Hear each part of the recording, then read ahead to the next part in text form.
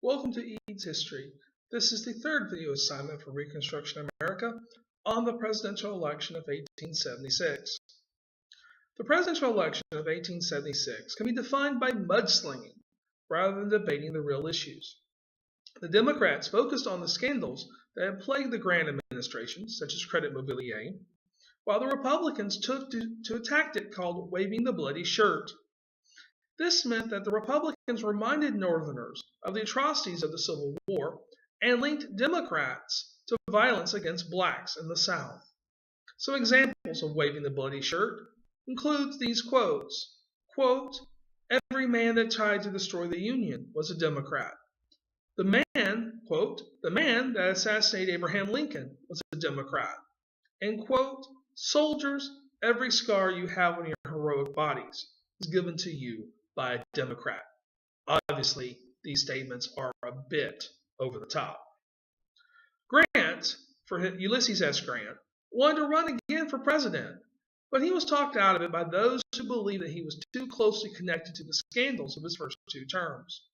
So, this not only protected the two-term limit tradition set forth by George Washington in 1796, but it also denied the Republicans the opportunity to win this election outright.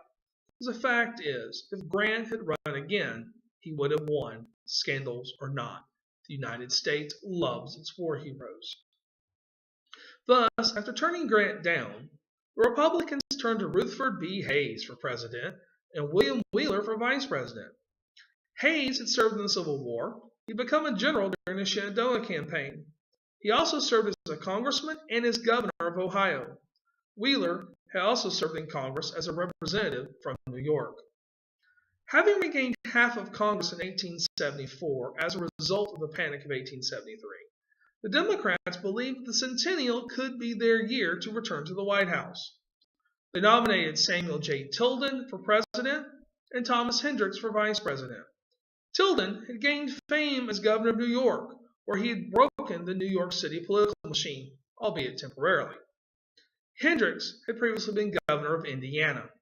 You might notice Ohio, New York, Indiana. These are all the swing states of 1876. When the dust cleared after the election, Tilden had the lead in the popular vote. He had taken more votes than Hayes. In the Electoral College, however, he just had 184 votes. He needed 185. He was one shy of winning the election outright. Oh, the Democrats have not been this close in 20 years. They can just taste the power that comes to the White House. But at the same time that Tilden was lamenting over his one vote short deficit, strange things are happening down south. The Republicans conceded state elections in Florida. Also, two different state governments appeared in both Louisiana and in South Carolina.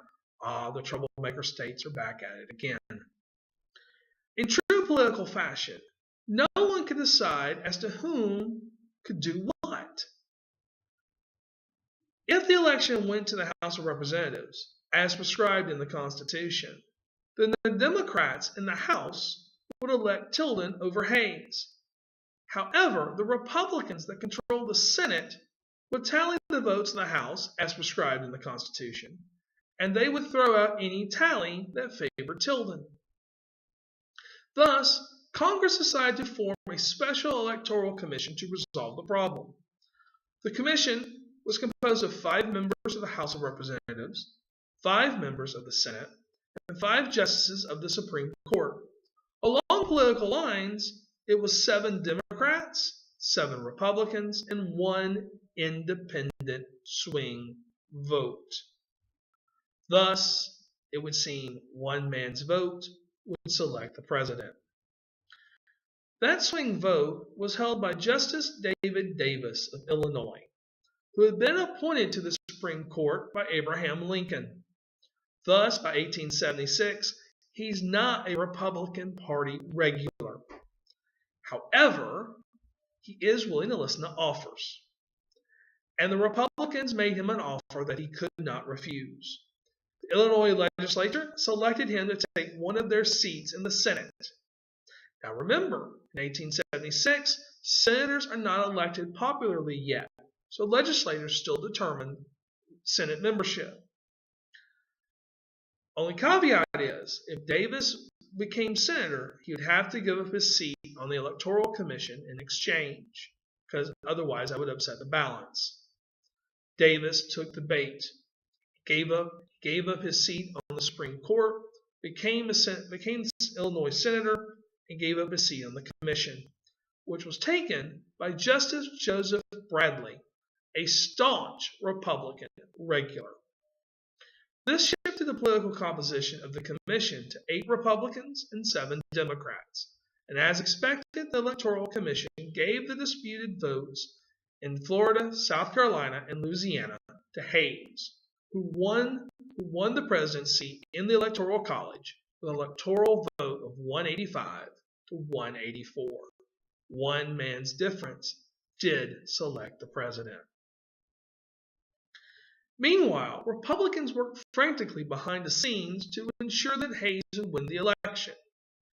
Thus, they made a promise to Southern Democrats that they would remove federal troops from Florida, Louisiana, and South Carolina if Southern Democrats withdrew their support of Tilden, if Southern Democrats accepted the Reconstruction Amendments on good faith, and if Southern Democrats would refrain on partisan attacks from Southern Republicans. This is the Compromise of 1877. The Southern Democrats took the compromise, agreed to these 3 terms, and abandoned Tilden. The significance of the Compromise of 1877 is twofold. First, it helped Hayes get elected president, and by doing so, show the overall weakness of the White House compared to Congress. After all, since Lincoln was assassinated in 1865, in a matter of 11 years, now the White House can't even conduct an election properly at this point. Power certainly resides with Congress. Second part of significance in the Compromise of 1877 is that it officially ended Reconstruction by restoring home rule to all parts of the South, and it marks the dawning of a new era, the New South. Thank you for watching this video assignment on the presidential election of 1876, and may the force be with you.